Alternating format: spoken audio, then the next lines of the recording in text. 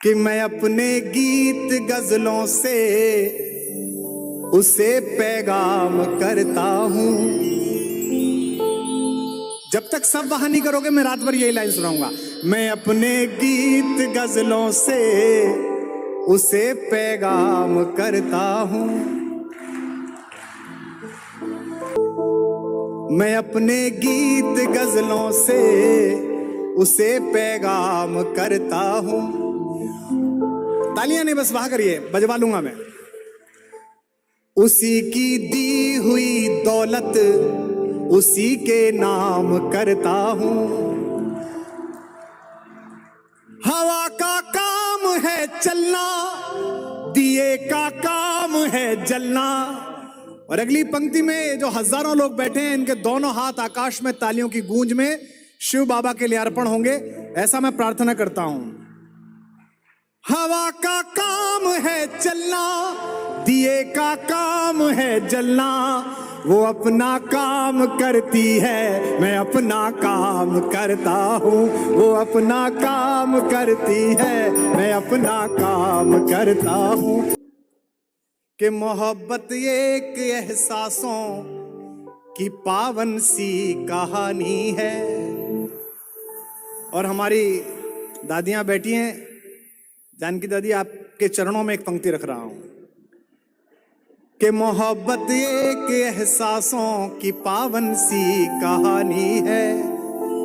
कभी कबीरा दीवाना था, कभी मीरा दीवानी है। कभी कबीरा दीवाना था, कभी मीरा दीवानी है। यहां सब लोग कहते हैं मेरी आंखों में आंसू हैं। अब फिर अगली पंक्ति आपके कलेजे में तीर की तरह लगेगी, तो उसी त्वरा के साथ आपकी तालियां आएंगी। यहां सब लोग कहते हैं मेरी आंखों में आंसू हैं। जो तू समझे तो मोती है, जो ना समझे तो पानी है। जो तू समझे तो मोती है, जो ना समझे तो पानी है। जो तू समझे तो मोती है, जो ना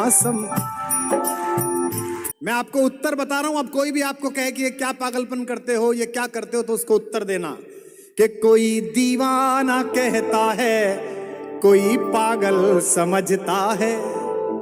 मगर धरती की बेचैनी को बस बादल समझता है।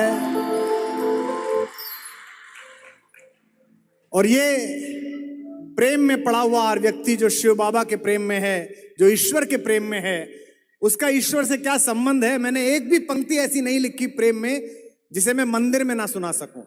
यही प्रेम है। जब मैं पहली बार कविता पढ़ने के लिए गया अपर्णा जी, तो मेरे पिताजी ने मुझसे कहा कि प्रेम की कविताएं पढ़ने जा रहे हो, एक बात ध्यान रखना। और आज 33 वर्ष हो गए, माँ सरस्वती ने कृपा की। उन्होंने कहा मोहब्बत की शायरी ऐसी पढ़ना कि माँ अपने बेटे के साथ सुन सके और पिता अपनी बेटी के साथ सुन सके।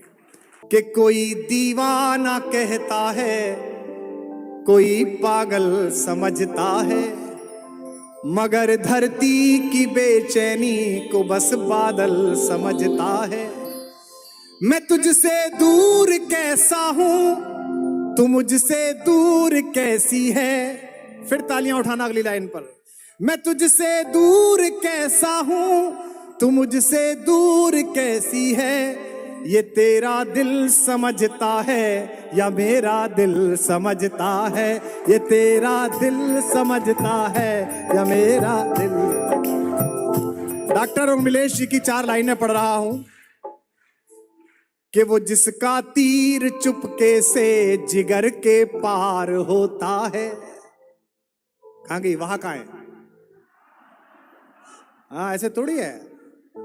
आपने हमारे यहाँ देखी है, उत्तर प्रदेश में 2 तरह की घोड़ियां होती हैं। एक रेस की घोड़ी जो एक बार टक बोलो तो भागती है, एक बारात की घोड़ी है। उसके आगे जब तक नाचो नहीं वो चलती नहीं है। तो ये लोग रेस के घोड़े हैं, मैं बारात की घोड़ी हूं। जब तक वाह नहीं आती कविता नहीं निकलती है अंदर से।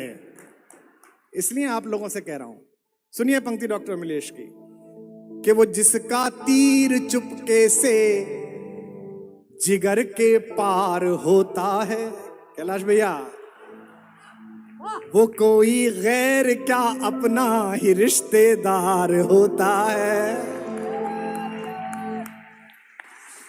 तो वो जिसका तीर चुपके से जिगर के पार होता है, वो कोई गैर क्या अपना ही रिश्तेदार होता है। सतीश जी मुझे टाइम बता देना, मुझे पता नहीं चलता है शुरू होने के बाद कहाँ रुकना है। एक बार तो मैंने अपर्णा जी 3 घंटे पढ़ दिया, तो आयोजक ने मुझसे कहा कि भाई साहब आपने हद ही कर दी। मैंने कहा जी माफ करिए, घड़ी नहीं थी मेरे हाथ में। बोले सामने कैलेंडर लग रहा था, वही देख लेते। वो कोई गैर क्या अपना ही रिश्तेदार होता है। और यहां इस आश्रम में आए हुए लोगों, किसी से अपने दिल की बात तू कहना न भूले से। ईश्वर के अलावा किसी से मत बांटना अपना दर्द।